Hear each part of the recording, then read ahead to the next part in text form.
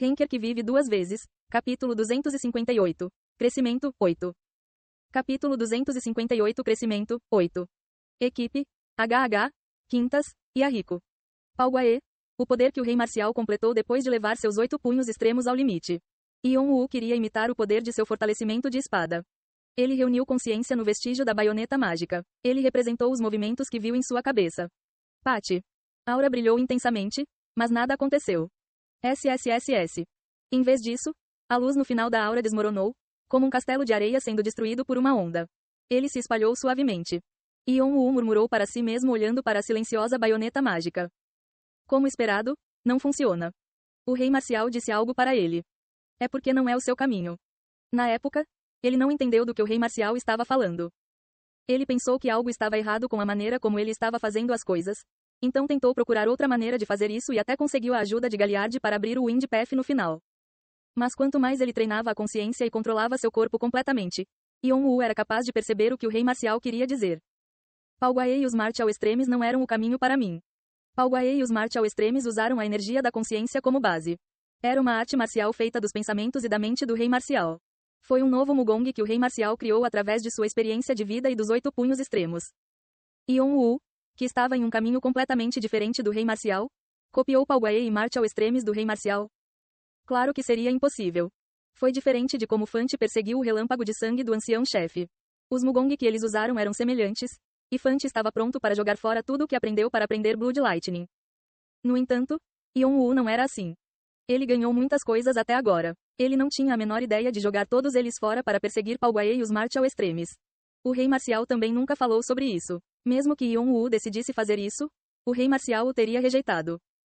Minha habilidade com a espada termina aqui. Quanto mais ele entendia seu corpo, mais Yon-Woo era capaz de julgar suas habilidades. Como Yon-Woo sempre soube, ele não era talentoso. A única razão pela qual ele foi capaz de crescer tão rápido foi que ele aumentou o potencial do corpo do dragão e compensou o que lhe faltava no mundo lento da diferença de tempo.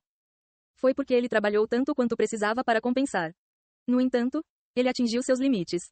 Não foi o limite para alcançar o despertar da terceira etapa. Esta foi realmente a linha onde Yon-Woo teve que parar com seu talento mental.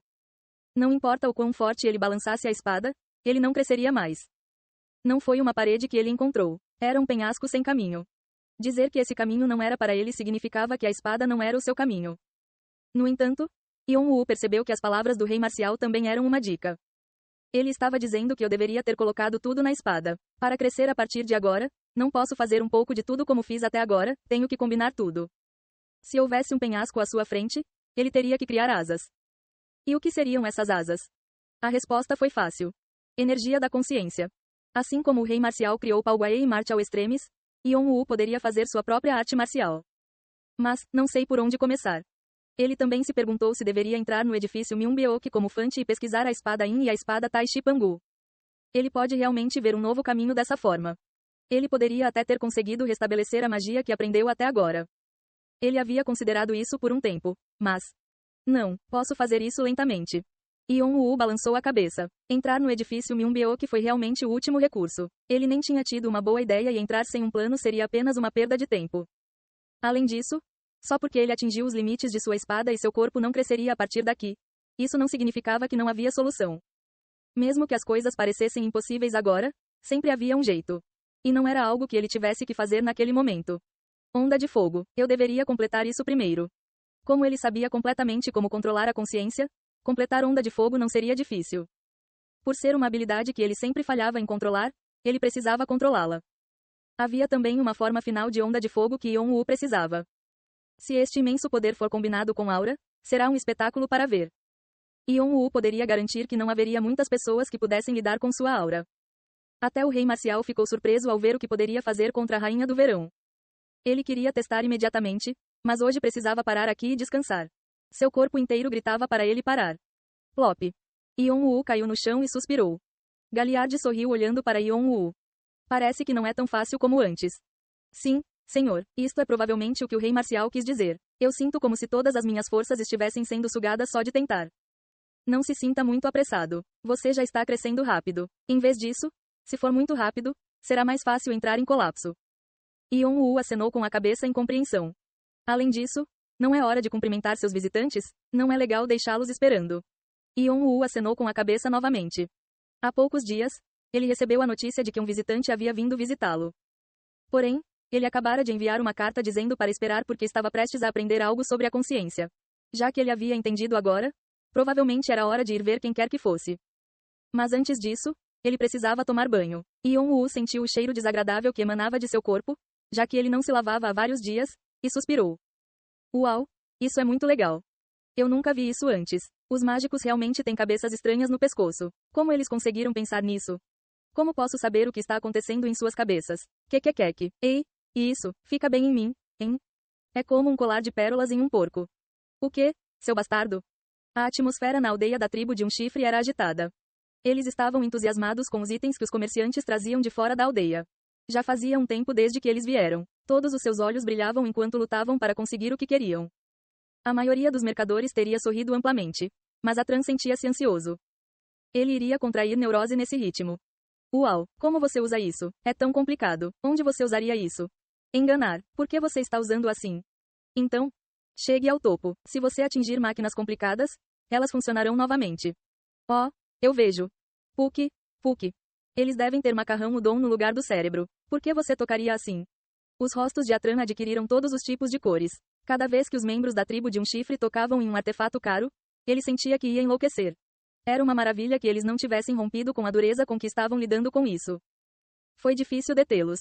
A imagem dos guerreiros caminhando sobre o dragão vermelho sem se sentirem ameaçados por eles ainda estava clara em sua cabeça. O cara que tinha cara de idiota dizendo que não sabia usar o artefato foi quem sangrou a cabeça de um dos 81 olhos. Atran ainda tinha pesadelos lembrando-se de como gargalhou para o céu coberto de sangue. O próximo a ele era alguém que cortou a perna de um filho dos 9 dragões. E o outro era o maluco que mastigou, dizendo que a carne tinha um gosto bom. A guerreira atrás deles parecia comparativamente bem, mas na verdade ela era a pessoa mais maluca aqui. Ela havia construído uma colina com os cadáveres dos jogadores do dragão vermelho e subiu nela, dizendo: eu construí a torre mais alta. Ela era uma louca. Não era segredo que os guerreiros dos membros da tribo de um chifre brincavam construindo torres de cadáveres por causa dela. Eles também apostaram em quem quebraria mais cabeças e quem mandaria as pessoas embora mais longe. Quando ele viu aquele que espancou a rainha do verão sorrir para ele, todo o corpo de Atran tremeu. Isto está quebrado. Ei, está explodindo. Só então, um incidente aconteceu não muito longe de onde eles estavam. É que, felizmente, antes de ocorrer uma explosão, algum outro guerreiro veio para detê-la, então, felizmente, ninguém ficou ferido. O homem prometeu pagar, mas Atran sentiu que ia desmaiar. Já fazia 4 dias desde que ele esteve aqui. Ele não sabia por que Yeon-woo não viria. Músculos, para onde quer que olhasse, tudo o que conseguia ver eram músculos musculosos e o cheiro de suor. Se isso continuasse, ele provavelmente ficaria trancado nesta prisão de músculos. Ou morra de estresse. Obrigado por trazer esses itens bons. Foi bom melhorar o humor de todos. O rei marcial deu um tapinha nos ombros de Atran, sem saber como ele estava se sentindo. Uma imagem do rei marcial arrancando as asas da rainha do verão passou por sua cabeça. Se o rei marcial acidentalmente colocasse muita pressão sobre seus ombros, o que aconteceria com ele? Ele quase molhou as calças. Diga a Frija que vou usá-lo bem. Atran chamou a atenção com as palavras do rei marcial. Um nome que não deveria ter sido mencionado apareceu. Frésia. Ele virou a cabeça inconscientemente, mas o rei marcial estava saindo examinando uma luva na mão.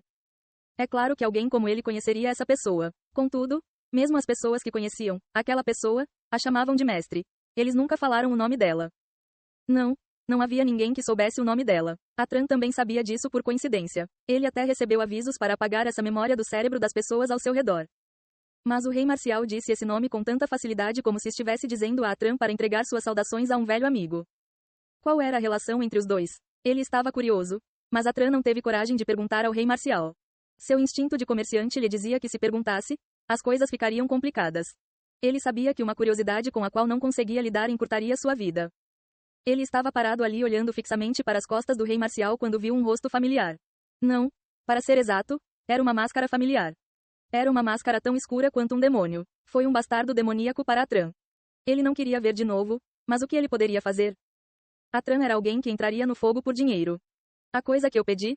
Yeon-woo foi direto ao assunto, sem dizer olá. Atran estava prestes a vomitar todas as maldições que guardava dentro de si todo esse tempo, mas apenas se conteve, balançando a cabeça. Eles aceitaram. Yeon-woo acenou com a cabeça. Ok, vamos para outro lugar.